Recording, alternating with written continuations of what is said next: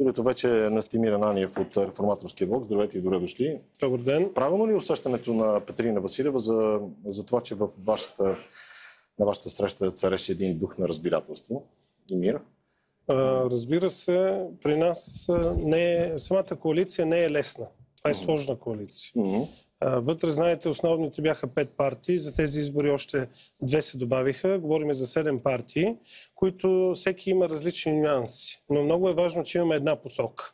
И в тази позиция ние я заявяваме много ясно каква е нашата посока и какво искаме да следваме и какво искаме да видим в едно бъдещо правителство на страната и за управлението на страната като цяло. Вашите искания, припомням, в една декларация преди изборите, са незабавни реформи в правосъдието, цялостна реформа на публичната администрация, електронни услуги за гражданите, незабавно приемане на европейски банков надзор и отстраняване от властовите позиции на лица, свързани с бившата държавна сигурност. Преди малко с Петрина стана въпрос в Нюзрума, че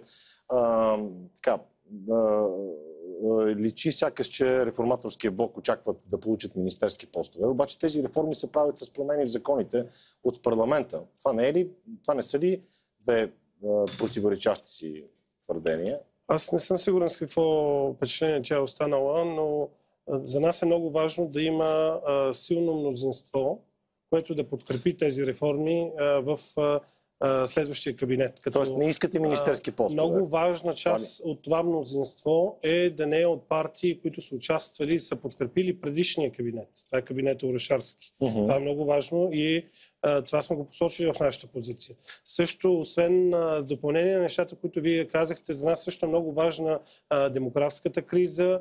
Ние мислиме, че изборният кодекс има нужда от още поправки. Той не е перфектен. Ето, виждате какво става в Кюстендил. В момента цялото напрежение. Също така обезлюдените райони, бедните са наш приоритет също. Това означава, че не искате министерски постове. Така ли? Бихте участвали в едно широко коалиционно правителство, дори да не получите? Със сигурност ние заявяваме, че искаме да участваме. Това е нашата... Ето е позицията, това е точка 3. Стремим се към участие на Реформаторския блок в коалиционно реформаторско правителство при наличието на следните предпоставки, които са изредени в позицията. Като член на изпълнителния съвет на Движение България на гражданите, можете ли да потвърдите слуха, че Меглена Кунева тайно преговаря с Борисов за такъв тип кресла, защото такива се ширят из медии? Не мога да коментирам никакви слухове.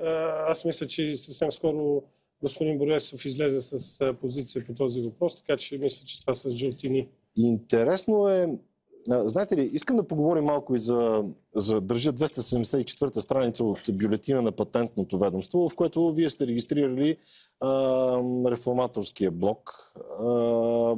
Много интересна е една от точките накрая. Първо, защо го направихте?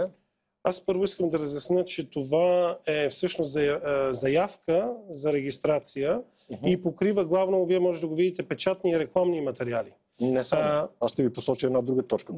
Това са всички точки, които обхващат в Патентното ведомство политическия спектър, така да се каже, защото знаете, че една политическа партия или субект не е търговска фирма и не извършва търговска дейност, но има точки, които обхваща, когато се регистрира търговската марка, които са свързани с дейността на партията. Например, това, което моята причина, главна, която го направих, беше заради печатните и рекламните материали. Знаете, предстоеше ни рекламна кампания и след като разбрах, че самата марка не е регистрирана, побързах да го направя, тъй като ако някой друг го беше направил, ние нямахме да имаме възможността да използваме марката по време на кампанията. Някой друг, имате предвид някой от хората на Радан Кънев? Не, имам предвид... Защото от ДСБ твърдят, че са разбрали за това в последния момент. Това е странно, разбирате? Не, Радан Кънев заяви всъщност, че той знае от, може би, една седмица след като е направена регистрацията. Но не от вас, а от хора, които са наблюдавали. Тя мисля, че вашата колежка каза, че няма никаква интрига. Въпросът е дали тази интрига беше потушена, дали този скандал беше потушен от бъдещите ви съвместни интереси. след като вече сте в парламента? Или? Аз представлявам Реформаторския блок, член съм на изпълнителния орган на най-голямата партия в него. Да. Кандидат-депутат съм от европейските избори, сега от тези избори. Така че аз мисля, че е много важно тази марка да се държи от някой в блока. Ето, например, другата марка, която се държи, това е запазено името в съда за политическа партия, се държи от моя колега Петър Славов. Пак като физическо лице. Тук има нюанса, че самия Реформаторски блок не е юридически субект. Тоест, какво означава това? Че вие, ако излезете от Реформаторския блок, вие, като член на ДСБ, излезете и станете, извинявайте, на Движение България на гражданите, и станете, например, журналист в TV7, да речем, означава, че вие можете да не разрешавате на Реформаторския блок да печата никакви материали. Аз днеска по една друга... Вие държите нещо като златната акция. Не бих казал. Аз днеска по една друга телевизия призовах моя колега Петър Славов, заедно с него да прехвърлиме тези марки на всичките лидери от Реформаторски блок и по този начин да спрат спекулациите, защото докато не сме юридически субект, няма как да го прехвърлиме на някой. Трябва да бъде на физическо лице или на фирма.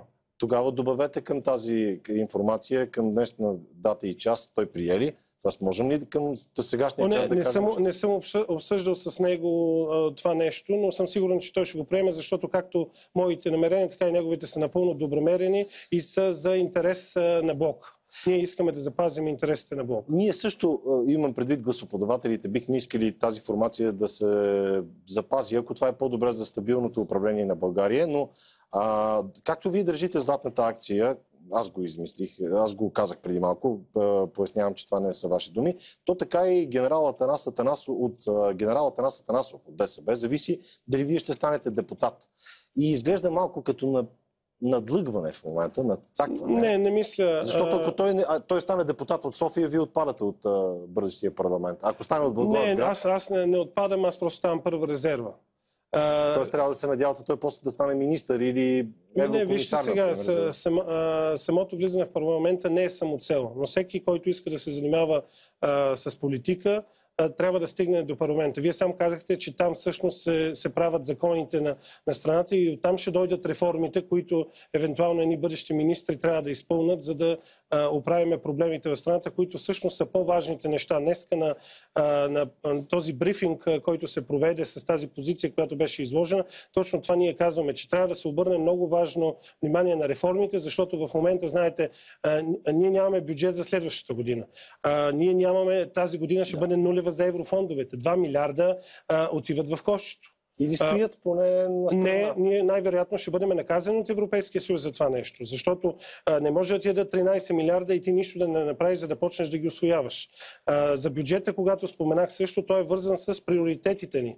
Например, ние искаме в бюджета да видим едно подигане бюджета на образованието, тъй като когато правиш реформи, трябва да можеш да го покажеш в бюджета на страната. Така че има много важни неща. Знаете, че външната обстановка извън България е много тежка и обтегната и това нещо се отразява на абсолютно всичко. Съгласни сме всички с това. Връщам ви на въпросната страница от сайта на Патентното ведомство. Да. В клас 45 вие заявявате и вероятно ще бъде прието услуги за политическо лобиране.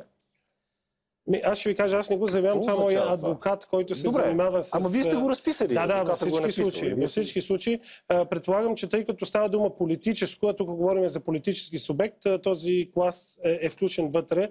Между другото, питаха ме от друга медия какво означава и честно да ви кажа, не знам какво означава просто като изречение, тъй като в България знаете, че няма закон за лобизма и всъщност не съм сигурен защо, но тъй като е включено вътре, той е включен в... Голямо доверие имате на адвокат. Трябва да имаме доверие на адвокатите, иначе... Какъв дивиденд очаквате да извадите? Абсолютно никакъв и затова ви казах, че заявих, че съм готов да даря това на лидерите без абсолютно никакви дивиденти. Да се върнем на това, което се нарича от нас медиите в последните дни разцепление в Реформаторския блок и това, което вие трябва да опровергаете или с действията си да потвърдите. Имате ли усещането, че хора от Реформаторския блок подкрепят Бойко Борисов? Тази позиция, която виждате, нали, която и вашата колежка каза, тя потвърждава всъщност, че абсолютно няма никакво разединение в блока. Ние имаме, както ви казах в началото, една посока и смятаме да я следваме. За господин Борисов, тъй като на изборите, знаете кой какви резултати получи. Ако ние бяхме първа политическа сила и президентът ни беше връчил мандат, предполагам, че ние имахме пълното право да посочиме кой да бъде премиер.